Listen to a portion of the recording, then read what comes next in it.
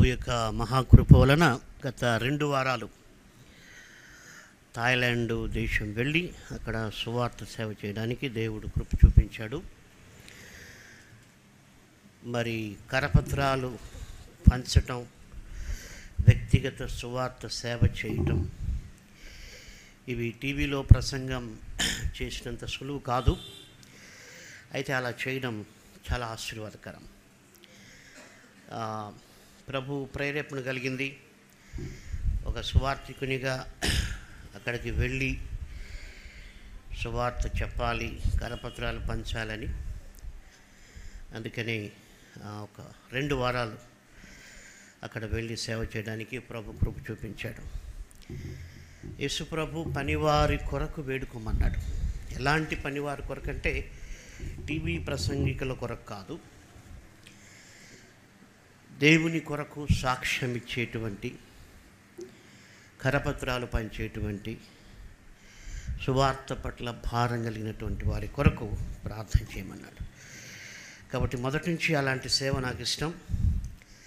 92లో ఒకసారి నేపాల్కి వెళ్ళాను. అప్పుడు ఆ దేశంలో సువార్త చెప్పడం నేరం కూడా, వాటికి ఇంకా ఆ రూల్ అలాగే ఉన్నాయి. అయితే నా స్నేహితుడు ఒక సూట్ కేసు పైన వాక్యం రాపించుకొని అక్కడికి వెళ్ళాను. మరి దేవుని కృపలను అక్కడ సేవ జరిగింది.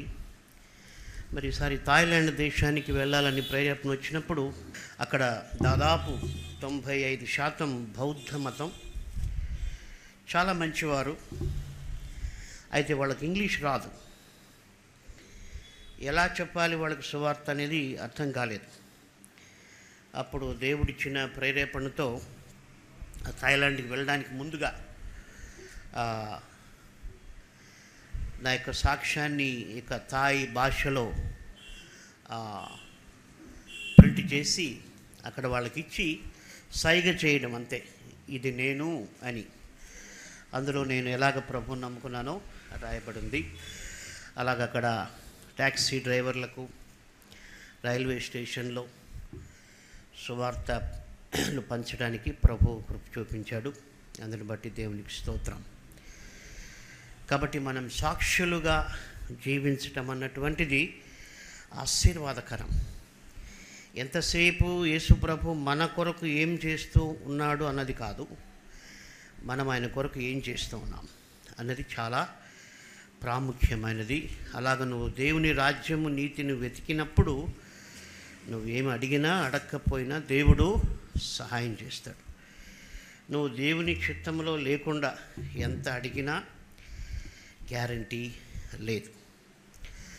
కాబట్టి దేవుని యొక్క సువార్త యొక్క థాయిలాండ్ దేశంలో జరుగునట్టు అక్కడ ద్వారాలు తెరవబడి ఉన్నాయి. అందరూ సువార్త తీసుకుంటారు, వింటారు. కాబట్టి ఆ దేశంలో ప్రభు యొక్క సువార్త వ్యాప్తి చెందినట్లు ప్రార్థన చేయాలని అందరికీ మనవి చేస్తున్నాను. First of all, I thank God for this great opportunity to have fellowship with brothers and sisters from different parts of the world. I'm given 10 minutes time. I just want to thank for other missionaries who are here. I am from India. I was born in a very stanch Hindu family who worship idols with deep devotee. From my childhood, my father taught me how to worship our family God. In India, we have millions of gods, and each family has a different type of gods. And I started worshiping that God from my childhood. But at the age of 14 years, my life got into trouble. I was possessed with evil spirits at the age of 14 years. And since then, every night, those evil spirits used to come and torment me, give me hard time, breathing trouble, cannot open my mouth, and I used to be in hell for a couple of minutes or 5 minutes. So I went and asked my priest, I'm suffering with this evil spirits problem. And my priest told me, you have to suffer according to your karma. And we cannot tell you at what time you will be delivered out of it. He also told me, maybe in your next incarnation. When I heard that, I was disappointed because there was no hope in my lifetime. So if he had told me, okay, wait for next year, I would have waited for it. But he told me, no guarantee in this incarnation, nor in the next incarnation. So which gave me hopeless situation. Then I addicted to all bad habits, and I became addicted to drugs, and I used to be fall on roads and streets, and I was a club dancer for some time. And at that time, I gave up hopes for my life. I had many times supposed to commit suicide. At that time, one man, that was in 1985, one man told me about Christ. Because I was against to Christianity, because I was a staunch Hindu believer. As soon as he told me about Christ, I go, no. He should come to my temple. I will not come to your church. But he told me one thing which touched my soul, spirit, and body. He told me, Christ died for all people, and he took all karma, all sin on him, so that he can deliver any person. Amen.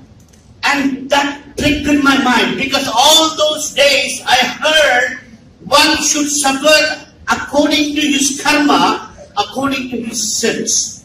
But that was the day I heard first time in my life, there is a God who took all sin, all karma on the cross so that he can redeem people. And that night, I thought, because I prayed all God's whom I know, and at that night, oh, can Jesus save my life? That night I cannot forget. I did not pray.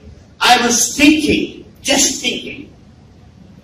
In the night I saw a great vision. In answer to my question, he stretched out his hands. Jesus appeared in front of me. Yes, I can save your life. Hallelujah. And I got a shock. Nobody was there. And next day, I went to that person who told me about Christ and shared that Jesus came and told me that he can save my life. And he gave me a New Testament Bible. As I started reading Bible, in Mark Gospel, we all know when the demons saw Jesus even from a distance, they got tormented and cried out, Jesus, why did you come to torment us? I saw in my life, when I was reading the passage, literally the evil spirits which were in me got troubled. I saw it, I could sense it. And what happened in 2000 years ago, it happened in my life when I was reading the Word of God. Jesus' power, the evil spirits which were in me got troubled and I got faith. There is power in Jesus' name. Yeah. Hallelujah. Hallelujah. So to make it short, I surrendered my life to Him. Even I was resistant for many time. I used to think, okay, let me worship Jesus among with all my gods. That is the greatest problem in India. People could accept Jesus as one of the million gods, but not as the God. And I was like that. I told my pastor, okay, I can accept Jesus, but I still want to worship my idols. You know, pastor said, okay, he thought I'm hopeless. He left me because Jesus did not left me. When I was going to worship the idols, it was outside the city. I heard a voice, audible voice. Jesus spoke to me. I am the true God. And he spoke to me. As I said, I was still reading Mark Gospel. But that night in a vision, Jesus spoke to me through John 14:6. I I am the way, the truth, and the life. No one comes to the Father but by me. So I surrendered my life in the year 1980, August 31st. That was 39 years ago. So Jesus has completely transformed my life. And since then, I had inspiration from the Holy Spirit. Because my heart was filled with demons for many years, the Holy Spirit inspired me to memorize the Word of God and keep in my heart.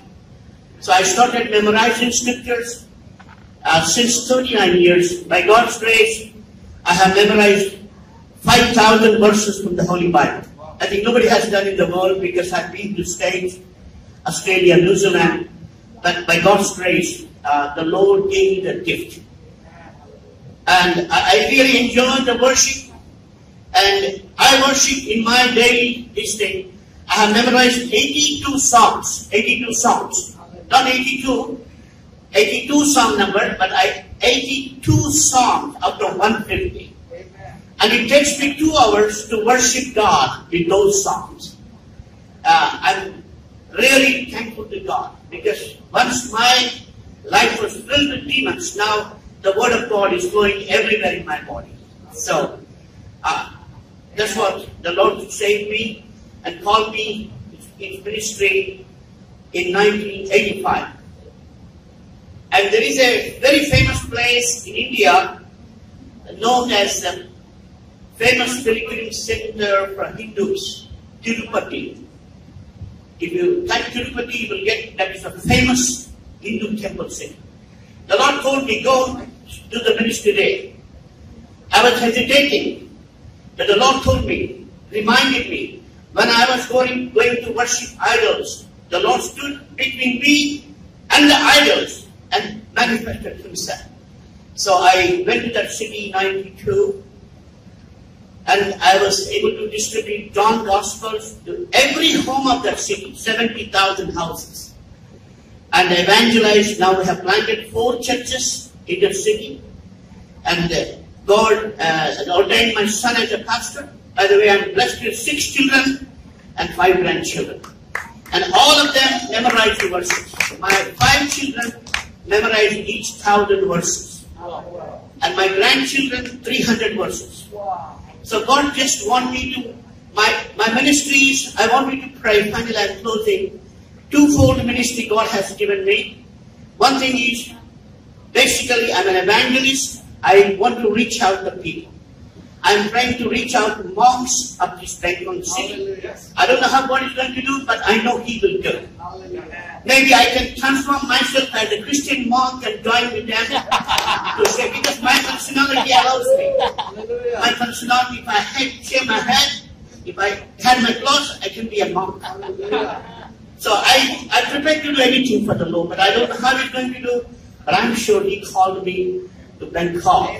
I come here once in 3 months. I'm trying to do what God wants me to do. Please want to pray. And my second fold of ministry is encourage every believer to memorize the Word of God. Because in the book of Amos, it was very clear the famine of Word of God is going to come. People search from north to south, they cannot find the Word. So that's my ministry for believers. So I want you to encourage you, memorize some small songs and worship. Of course, everybody worships on Sunday, but every morning if you worship, that is a beautiful thing. And the smallest song is 117. Would you please tell with me? If the 2 verses, please tell with me. I will close. 117. Oh, praise the Lord, all ye nations. Please tell with me. Oh, praise the Lord, all ye nations. Praise Him, all ye people. For His merciful kindness is great toward us.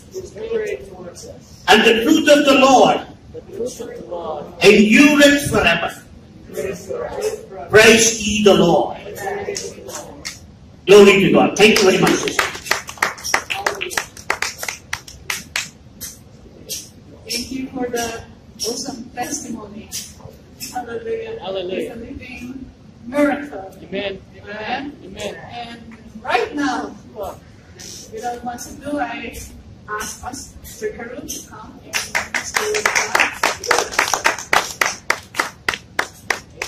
Hallelujah. Good morning, everyone. It's wonderful to be here. I'm so happy to hear this amazing testimony. What a man of God, amen. Let's give the Lord another clap for that. Yes. And just thrilled to be here to have Evangelist Adil. This brother also from Pakistan. God is going to use him mightily in Bangkok. And Pastor Ed, who has some wonderful things to share also sometime about Vietnam and Brownsville revival. And yeah, so wonderful to be here. Good to be here. దేవుని నామమునకు మహిమ కలుగును గాక. ఈ సమయంలో మన మధ్యలో సహోదరి శాంతకుమారి గారు, ఆమె భర్త శరత్ చంద్ర గారు ఉన్నారు. మరి దేవుని యొక్క కృపను బట్టి సహోదరి శాంతకుమారి గారు 1000 వాక్యాలు కంఠపాఠం చేశారు. ప్రత్యేకంగా తమిళ్లో ఆమె కంఠపాఠం చేశారు. మొట్టమొదటిసారి తెలుగు, ఇంగ్లీష్ కాకుండా బైబిల్ ఫౌండేషన్ సంస్థకు తమిళ్లో సహోదరి చెప్పడం చాలా సంతోషం. మరి ఈ సమయంలో దేవుని యొక్క నామం వలన చాలామంది ఇన్స్పైర్ కావాలని ఈ ఇంటర్వ్యూ ఏర్పాటు చేశాం. కాబట్టి ఈ ప్రోగ్రాం చూస్తున్న మీరు కూడా 100 వాక్యాలు లేక 500, 1000 వాక్యాలు కంఠపాఠం చేయాలని మనవి చేస్తున్నాను. సిస్టర్ గారు, మీరు ఈ కంఠపాఠం చేయాలని ఎందుకు అనిపించింది మీకు మొట్టమొదటి?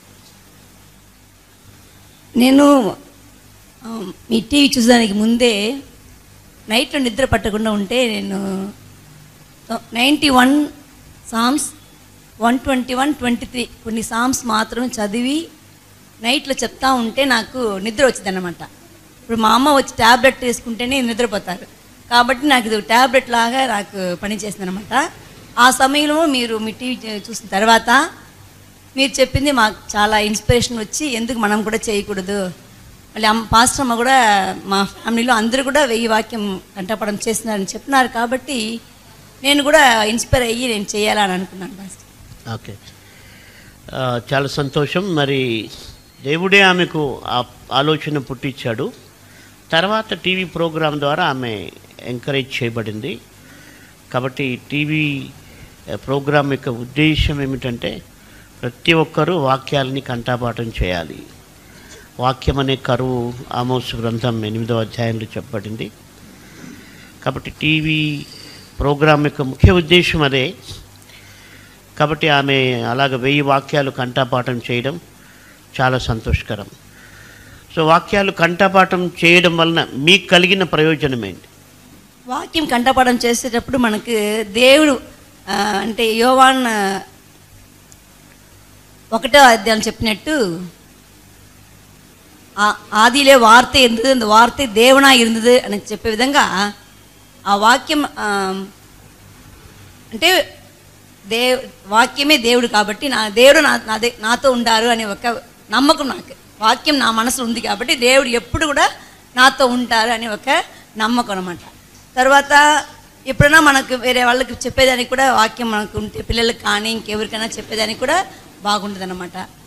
ఇంకా మనం ఎప్పుడైనా మనము తప్పుదారిలో పోయేదానికి ఆ వాక్యం మనతో మాట్లాడుతూ ఉంటుంది. ఎప్పుడు కూడా మమ్మల్ని అప్పుడప్పుడు దాన్ని గద్దిస్తూ ఉంటుంది అన్నమాట. పాపం చేయకుండా ఉండేదానికి కూడా మనకు సహాయపడుతుంది.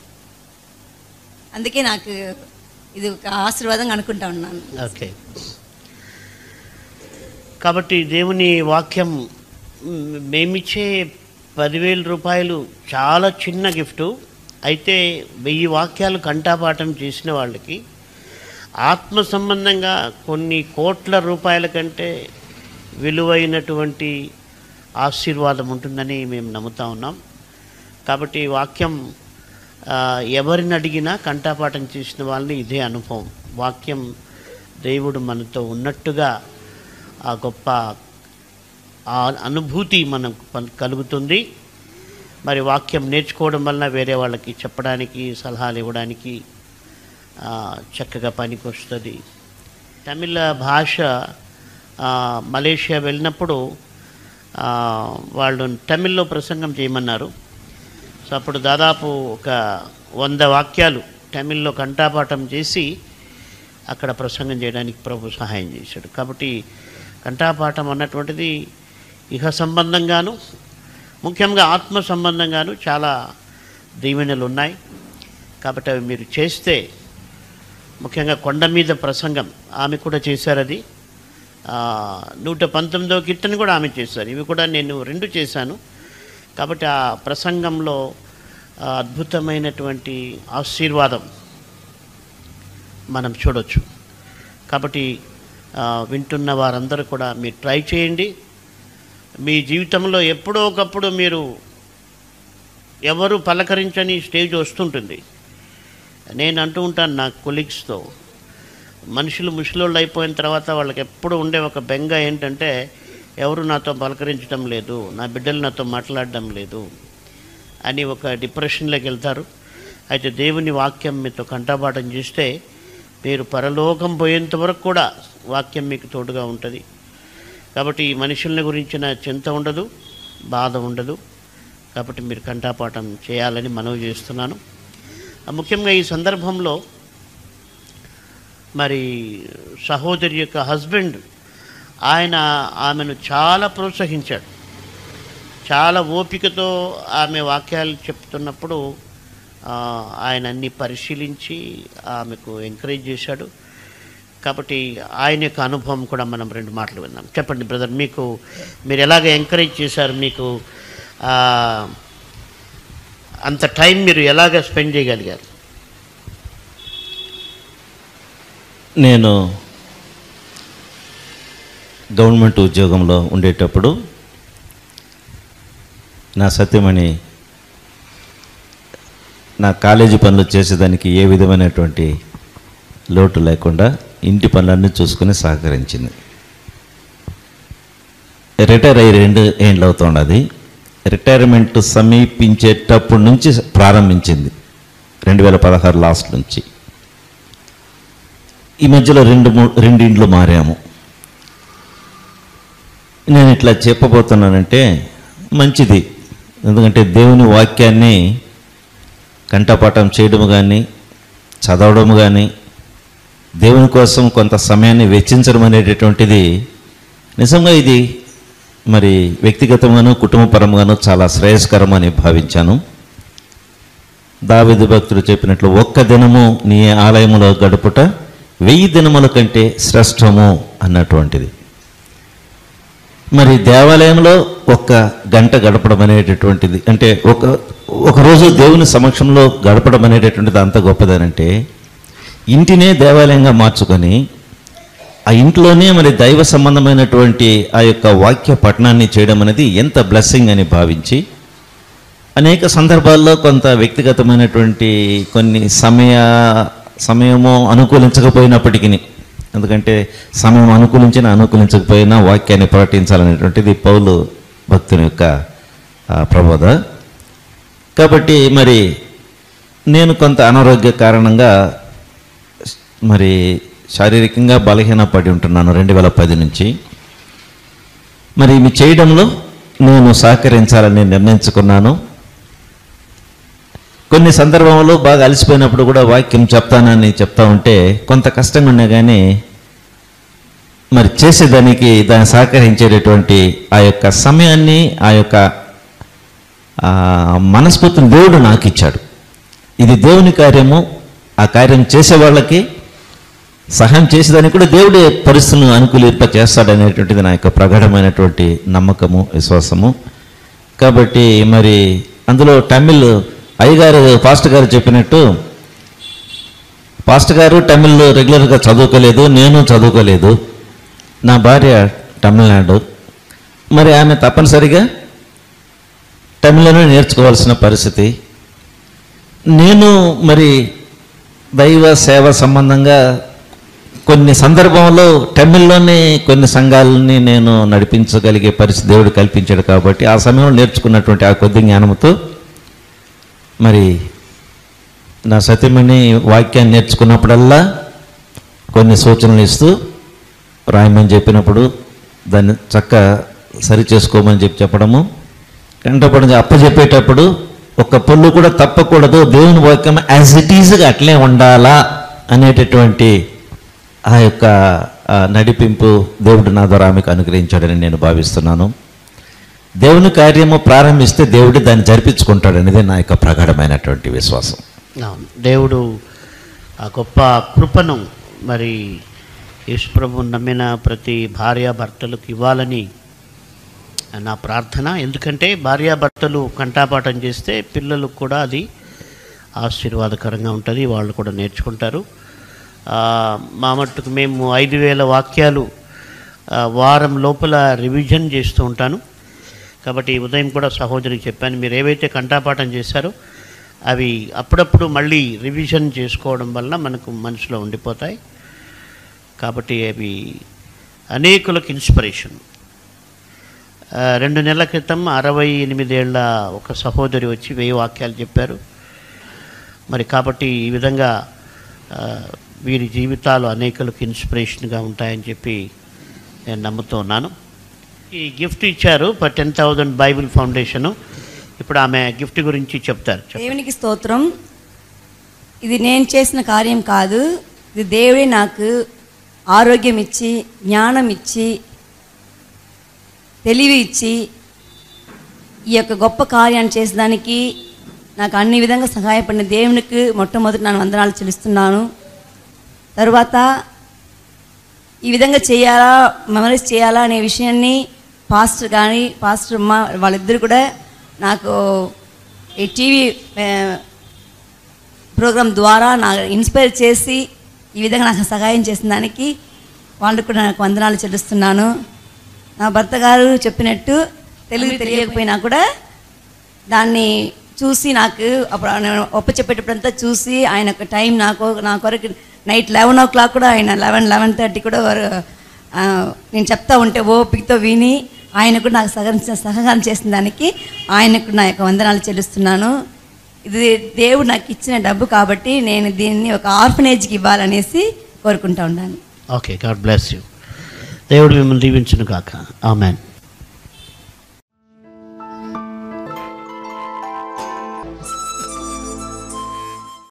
నా పేరు Padmaja.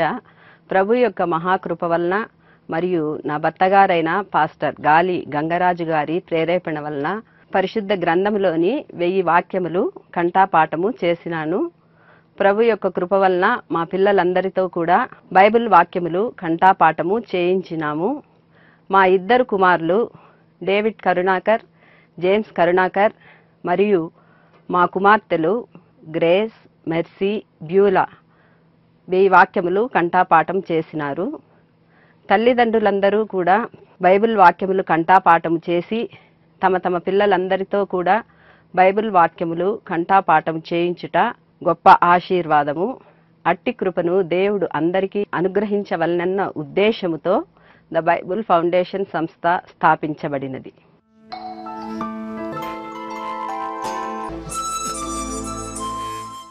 Hello, I'm Beulah and I'm a dental graduate. By the grace of God and by the inspiration of my father, Pastor Gali Gangaraju, I have memorized 1000 verses from the Holy Bible. I pray that you memorize if God inspires you. Hello, na peru Beulah, nenu dental graduate.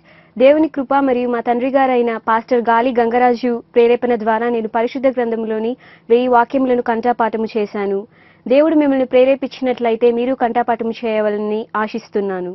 Pastor గాలి గంగరాజు గారు రచించిన పుస్తకములు: దేవుని వాక్యముల కంఠపాఠము, computer చెడు చిత్రముల నుండి విడుదల, మరణ భయం నుండి విడుదల, ఆత్మహత్యలకు అంతం ఉన్నదా, 50 ఆత్మీయ సందేశములు, శతకవితలు. మరియు బ్రదర్ జి డేవిడ్ కరుణాకర్ గారు రచించిన పుస్తకములు: 300 అనుదిన ప్రార్థనలు, 300 అనుదిన స్తుతియాగములు, బైబిల్లోని జంతువులు మరియు పక్షులు. మరియు ఈ పుస్తకములు ఇంగ్లీష్ భాషలో కూడా లభించును. మా address the Bible foundation, 6-8-767 S J Nagar, Tirupati 517507. Our phone number 9440046393. Our email thebiblefoundation@gmail.com. Our website www.thebiblefoundation.org. thebiblefoundation.com.